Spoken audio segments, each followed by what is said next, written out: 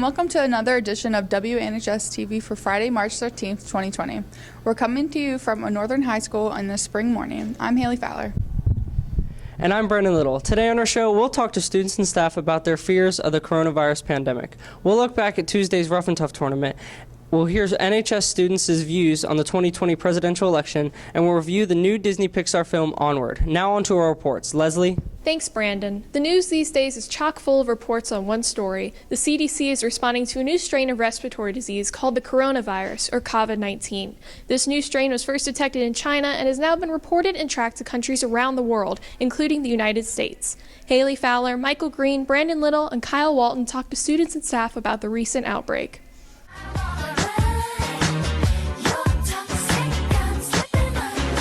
Schools are closing, trips are canceled, and everyone is paranoid due to the latest global pandemic, the coronavirus. Here are some insights and tips from students and staff on COVID-19. Ways to prevent exposure to the coronavirus: don't travel to China.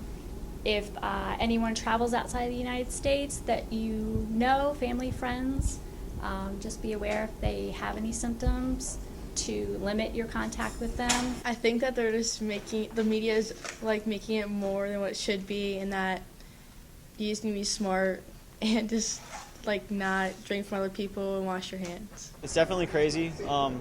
When people usually have the flu or they're sick or something, they usually just stay home. But it seems like everyone who gets the coronavirus just gets on planes and travels everywhere. So it's like they got from China to here. So I'm pretty upset that the Italy trip is being canceled because I'm not very scared of the coronavirus, but I understand that other people are, and the risks for other people are higher than they are for me. You see, I'm strapped up with hand sanitizer. Don't get near me if you're coughing. Don't get near me if you even think you're sick. I feel like people could prevent corona by washing their hands, staying at home, not trying to give handshakes, we tap our foot together or do that, basically.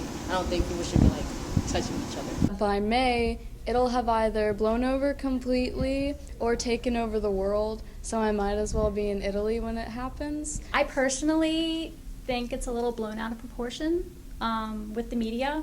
I think you need to be more aware of getting the flu than the coronavirus at this point in time. And again, hand washing, if you do come in contact with them, keep your distance. If you have a cough into your elbow, cough into a tissue, throw it away, hand sanitize, hand wash. Honestly, I think we should get out of school because I feel like if one person gets it in the school, then everyone else is going to get it because it spreads easily.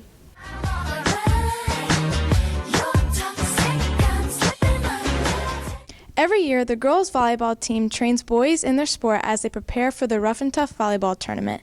Each grade battled it out on the volleyball court on Tuesday. Josh Green, Dom Navarro, and Tamika Smith caught all the action.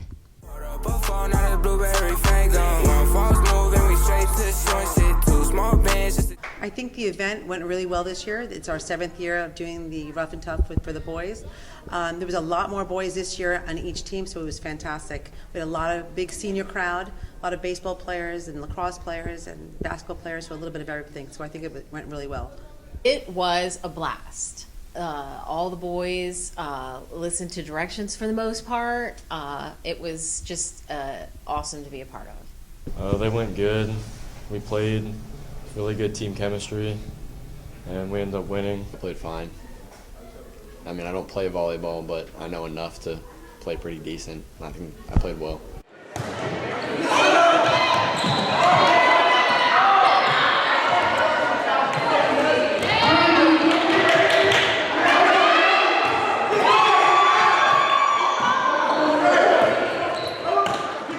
I think the teams played really well. They were very competitive. There's a little bit of skill, a lot of smack talking, but I think all in all they did fantastic. Played competitively. We all talked smack, but it was fun because we know we didn't mean it, but we did at the same time. Our hardest opponent was definitely the juniors, just because we had to play them in the championship and had a couple athletes on their team, but still ended up getting the dub. Our team did not do good at all. We lost every single game, and we didn't win a single set of any of the games. and we came in last, even behind the freshmen. So that was pretty fun. I'd like to see more people come and watch the game, because even though they're having a great time, a lot of parents are there to watch and had a good time, but I wish that we had more like student participation to cheer them on. But they had a great time. We still did have a lot of people come, but I wish more people would come. I thought it was really well organized. I thought, you know what the most surprising team was freshmen. I thought the freshmen had a really good team, almost beat the juniors. We do this event for a fundraiser for class council to help pay for prom during their junior year, but I just wish more people would come to enjoy it. It's a great time to see all different kinds of athletes come together and play volleyball, a sport they don't normally play at Northern High School, and they do it well. So it's great. Good bonding for the guys and the girls, because they get the volleyball girls get to participate in being the coaches and the refs. So it was great for everybody.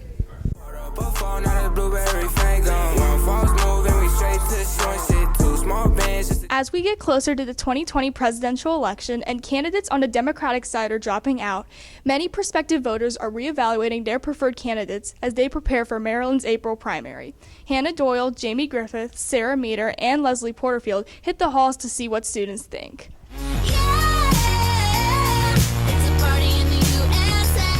The 2020 primaries are here, and it's very evident that Trump's going to be the Republican candidate, but for Democrats, we're not really sure who's up, and right now it's just important to vote. I plan to vote for Trump.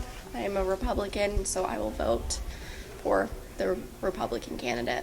I lean with the Democratic Party, personally, because I think that their viewpoints are more like supporting to what I personally believe and how I think about just general things.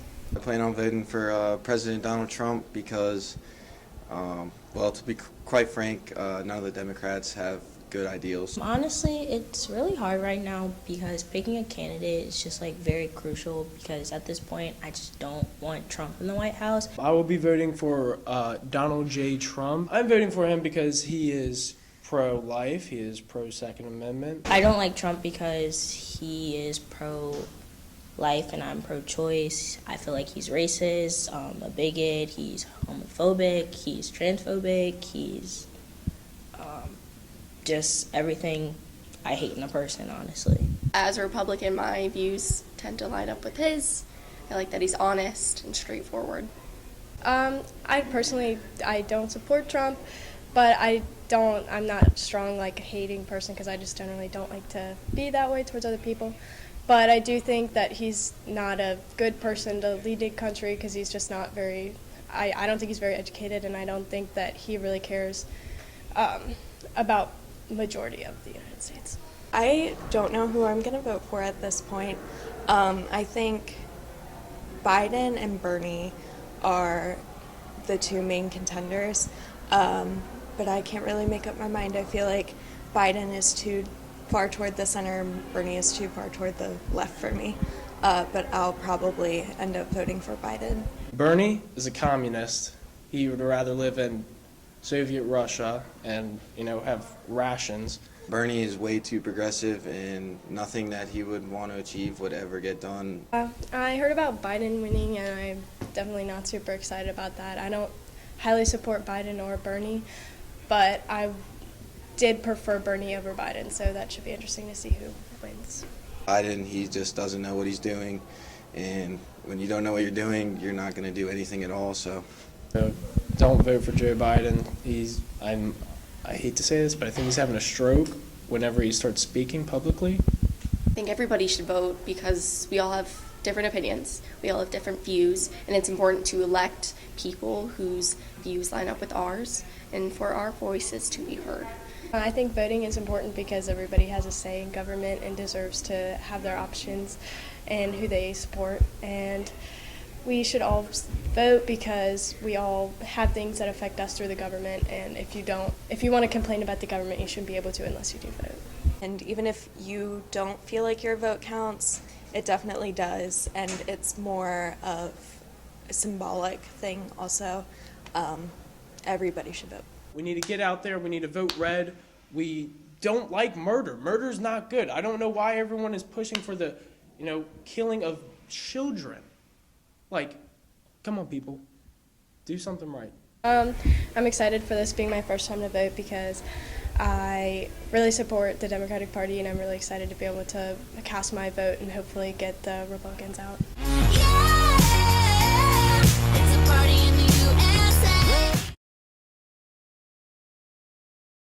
The new movie Onward tells the story of two elf brothers trying to spend one more day with the spirit of their dad. The new animated hit has been delighting audiences across the world for the past 2 weeks, and box office numbers continue to grow. Betsy Schleihooper and Angelina Sutton are here with a review.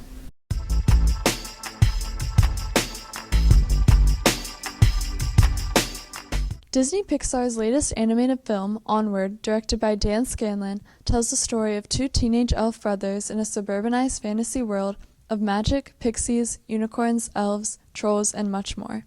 In this story, magic is an ancient practice that has been forgotten over time because of the more convenient modern technology. Ian, an awkward 16-year-old voiced by Tom Holland, desperately desires closure from his late father, who passed before he was born. On his birthday, he receives a life-changing present that soon leads to an edge-of-your-seat adventure with his louder, larger, and more excitable older brother, Barley, voiced by Chris Pratt. Your dad said to give you this when you were both over 16.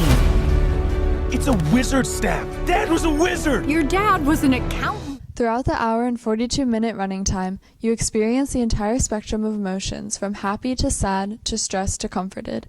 Using a magic spell the father left for them when they were teenagers, the boys will be able to bring him back to life for 24 hours. Because Ian isn't educated in magic and can't hold the spell, only their dad's legs appear. Hang on!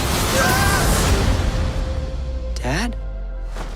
Don't top part! Dad! You are in your house! Oh boy! Desperate to see their entire father, they go on a board game-inspired quest in a beat-up old van named Guinevere to get the crystal they'll need to try again. A side story follows Ian and Barley's mother, Laurel, voiced by Julia Louis-Dreyfus, and the almighty Manticore, voiced by Octavia Spencer, a villainous creature who is now a sassy restaurant owner. The two team up to go after the boys to rescue them from any potential danger. Even though Onward is set in a fantasy world, Pixar does not hide from the real issues the characters will have to deal with. The movie is aimed at a younger audience, but it definitely suits the high schoolers examining issues we all struggle with as teens. We can all relate differently to topics like anxiety over driving, friendships, and relationships with our families. Onward is truly a heartfelt movie for all ages that covers brotherhood, adventure, and trust within family life.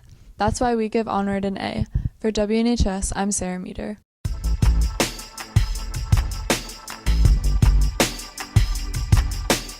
And that's it for this week's show. Tuesday is St. Patrick's Day, so be sure to get into the green spirit by participating in the NHS Spirit Club's Leprechaun Hunt throughout the month of March. For WNHS, I'm Brandon Little.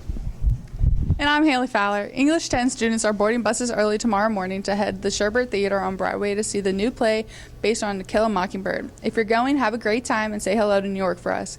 And be sure to follow Northern Journalism on Twitter at WNHS Patriot Press and stay updated on all the things NHS that is for us. Tune in 2 weeks and for another edition of WNHS.